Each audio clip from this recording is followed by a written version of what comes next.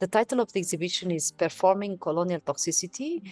And I'm trying in this exhibition to tell the history and the stories around the French nuclear weapons program in the Sahara, in the Algerian Sahara, that happened between 1960 and 1966.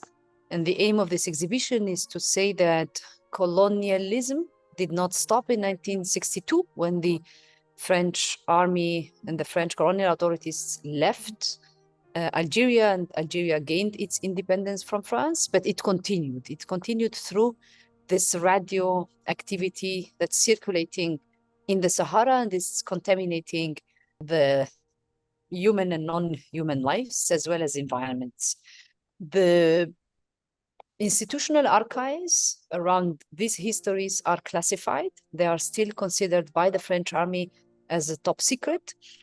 And the idea here is to try to gather all kinds of records and documents to illustrate and portray these events. So I am working with documents that were produced in the 1960s and documents that were also produced more recently. So most of them are coming from private collections or archives. Some of them are leaked documents or reports. Some are photographs by the French army or photographers in Algeria and in France. So maps, we also have maps, stills from documentaries and films also produced in the 60s and also today. So we have different kinds of documents and different times in the same space. I have recorded interviews with victims, experts like scientists, physicists, or even artists and filmmakers who visited the sites, and they share with us their experiences there. Maybe the last aspect or component of this exhibition is that we are also including witnesses, written witnesses and memories and testimonies by victims from the Sahara and from France. And part of those witnesses were written in French and Amazigh, and we also translated them into English so that other audiences can read them and have access to them, and they are online.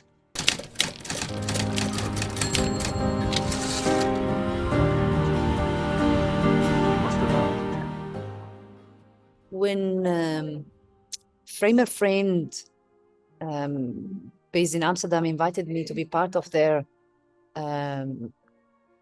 biennial called Bodies and Technologies, I proposed to find different kinds of publicness to share this events and knowledge with other publics or audiences. So they were able to reach out to Framer Framed, where I am sitting right now. It's also based in Amsterdam. And they discussed with them the possibility of using the entire space for this exhibition. And normally Framer Framed, they do mainly, let's say, art exhibitions. And this is really at the intersection of environmental justice, architectural history, archival or anti-colonial archival practices as well. So it's a kind of experiment. The question was more about how do we use this space? It's, as you can see, it's a big space. And how we can use, the space to expose documents and voices. So I designed a kind of stations. I call them stations. These are like quite large, and maybe in a minute we can go through some of them. So they are really large, maybe panels, but they call them stations. They have two sides. Each of these stations has a title, is containing different kinds of sources. There is a text that can be read, there are captions. And the idea was to use a basic format, a simple way of printing and reproducing the exhibition. So I used A4 formats, and they are assembled together in order to create these very light structures that are somehow designing the space. So we are, wherever we go, we are surrounded by information, by data about, this somehow forbidden archive, between brackets. Yes. There are, because of the scale, I'm also working with distance. What can the eye see? So when you go close to this station, you can read text. So this is where all the witnesses are located. And then when you look up, you have this really large photographs. And because of the resolution of these photographs, some are very high resolution, some are very low resolution. And when you increase their size, you confound a bit the resolution. And because they are far from the human eye, you don't really see it. It doesn't become a topic. What I think is really important is to have a kind of, horizontal, but also, vertical, but also horizontal kind of connections and links that these stations are creating among one another.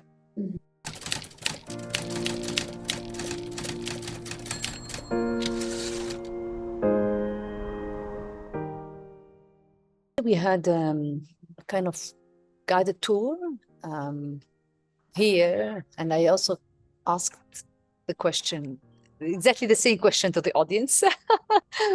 And there were like many responses, many answers. I think what people agreed on was the nature of informations.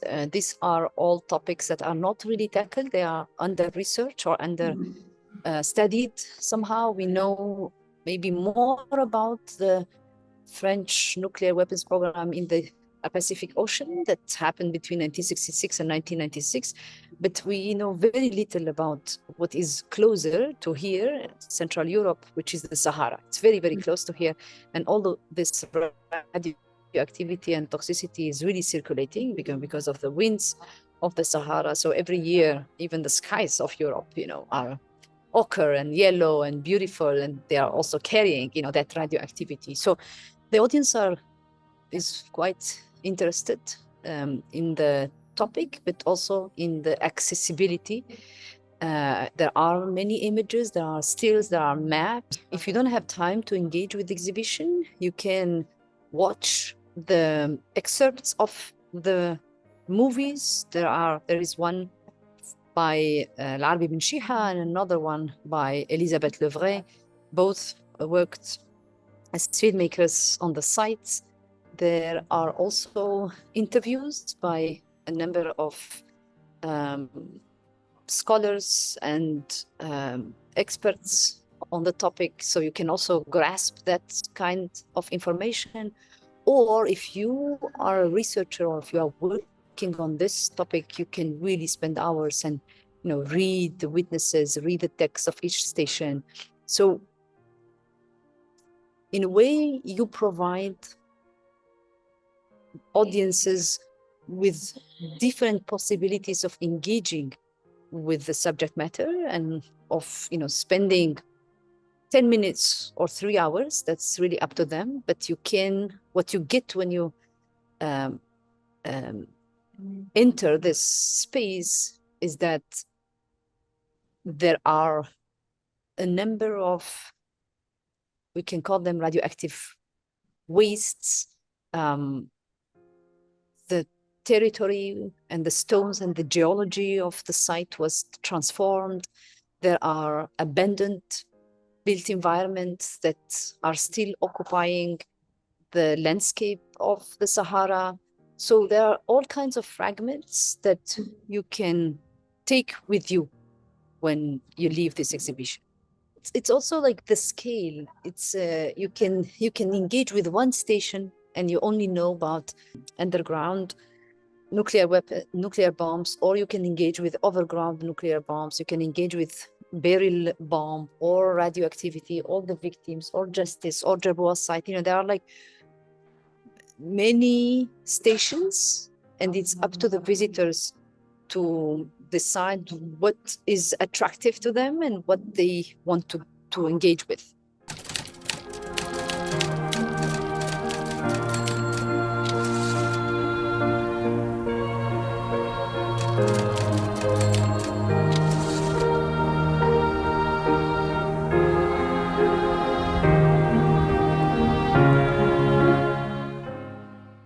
Before this exhibition, I edited the volume called Deserts Are Not Empty.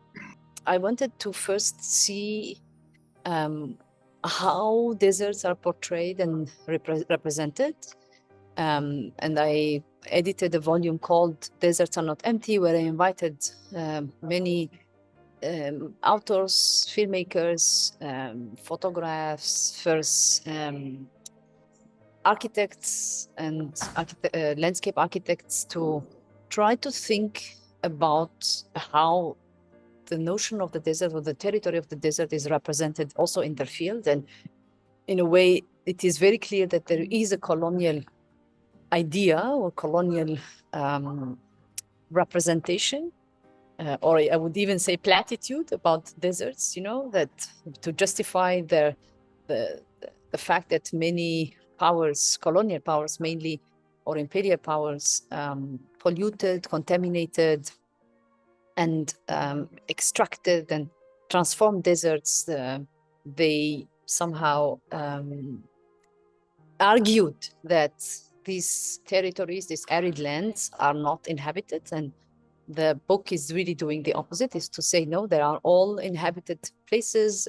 These territories are being lived by human and non-human forces. So, and it's still, this colonial platitude is still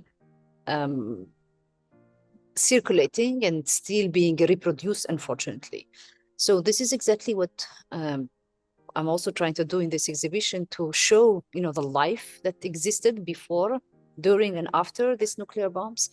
And it is true that the UK tested also its weapons in Australian deserts, the US, in New Mexico, exactly, in Nevada. So many other powers tested. Russia, it's what today is Ukraine, but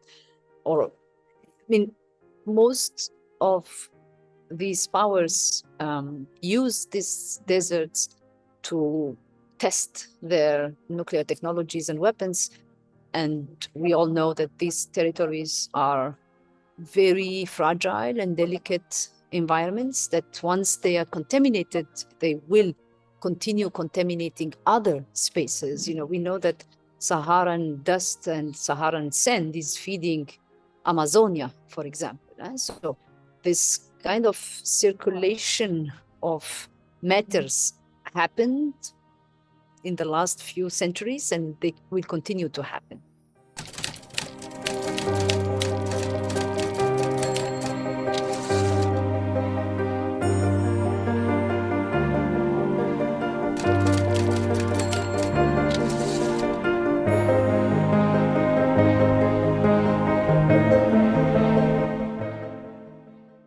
I will speak about what I heard from the audience. I think this is also very important to render and try to understand how visitors of this exhibition and readers of, Deserts Are Not Empty, but also hopefully of the new book that's coming out called Colonial Toxicity, Rehearsing French Radioactive Architecture and Landscape in the Sahara. The visitors of the exhibition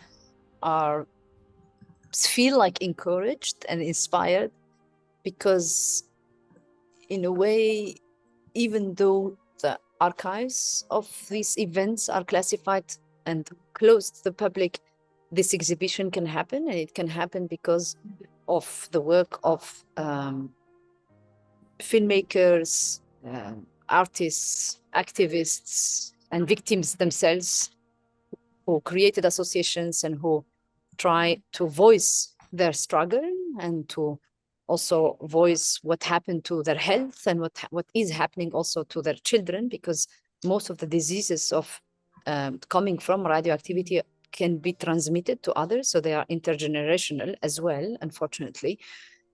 So there is a kind of hope and encouragement, if you know that some archives or some institutional records are classified. With this exhibition, one is saying, it doesn't, we cannot only speak thanks to those who allow us or not to speak. So here we are saying we can show what happened by other means, and this is possible. And these means are thanks to the voices of the victims, thanks to all the records that I mentioned earlier. And this is also about calling the Algerian and the French government to do their job in a way, and to clean these sites, and to respect really the life of Saharan and French populations.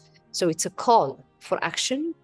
It's really relevant because it's not only about the French and the Algerian populations, it's about all of us. This radioactivity is circulating freely all over the world. So it's also kind of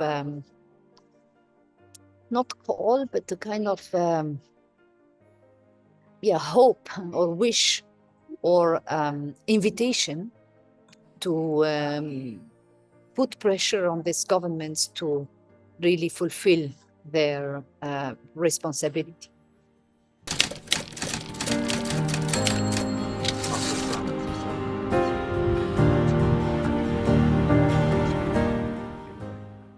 There are really various stations, and each of the stations has a title. It's a screen recording of this radioactive matter that I call Jerboa site.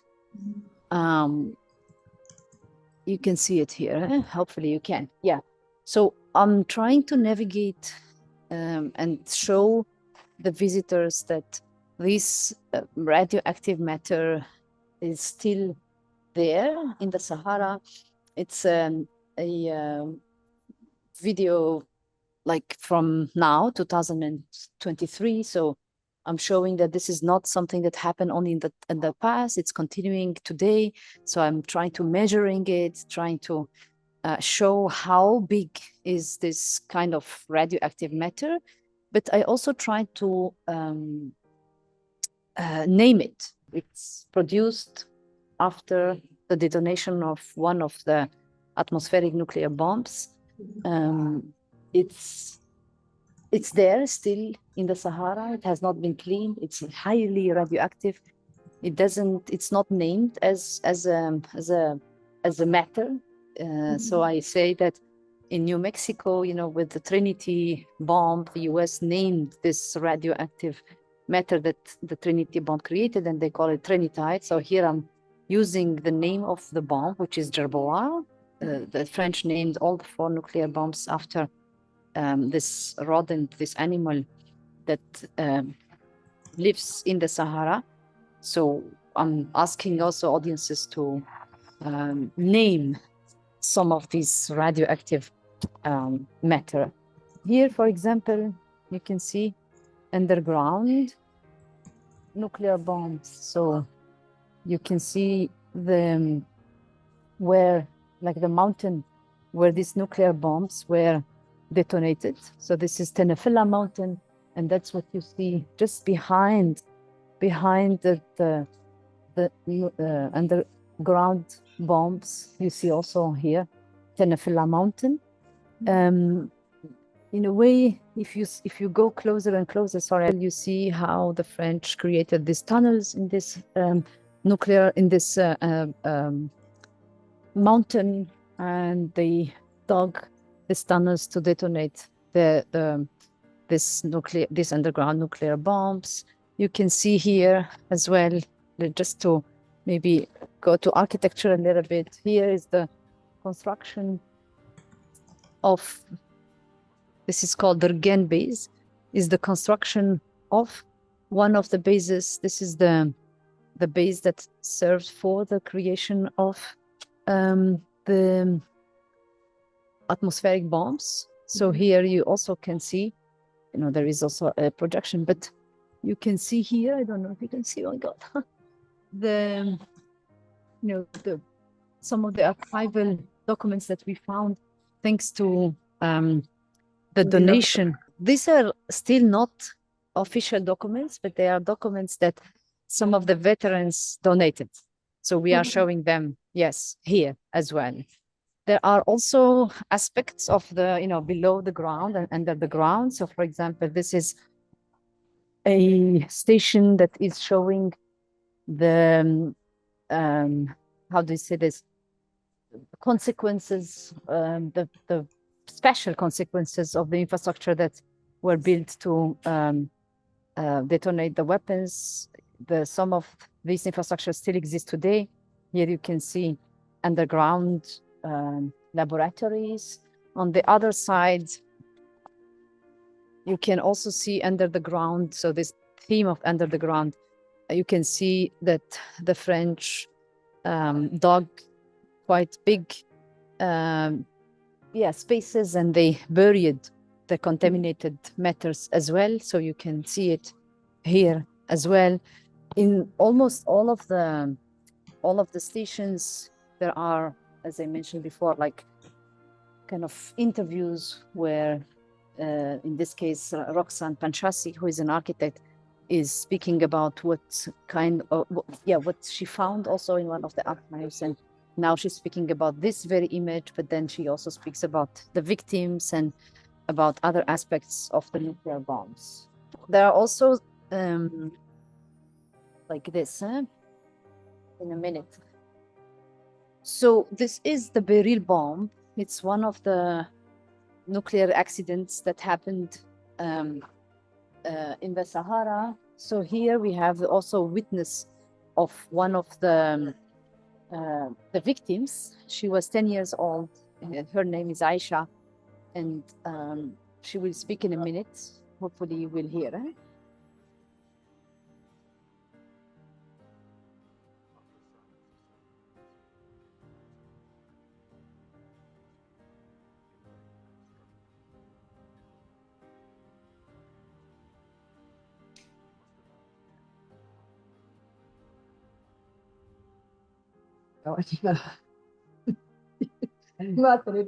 Wala ka pinakita akin. Ito sa nakartaan dyan. Ito ba? What is this pinakaman?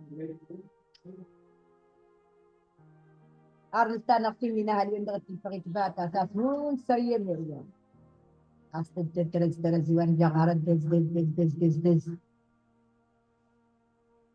Wah, harap ko siya tlayan sa ako ng jaka akatri akan jana mang harap kikuri. Ay kidakabare kararang na ahuyutin hanay tumawada hanay ko. Des. Ninatukas na pa harap malam.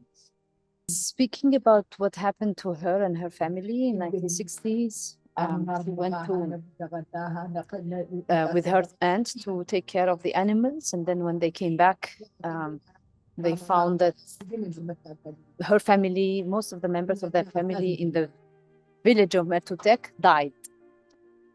They died because of the nuclear bomb, and they were not aware of that bomb. Be able to really include all these voices, including the voices of the inhabitant of the Sahara.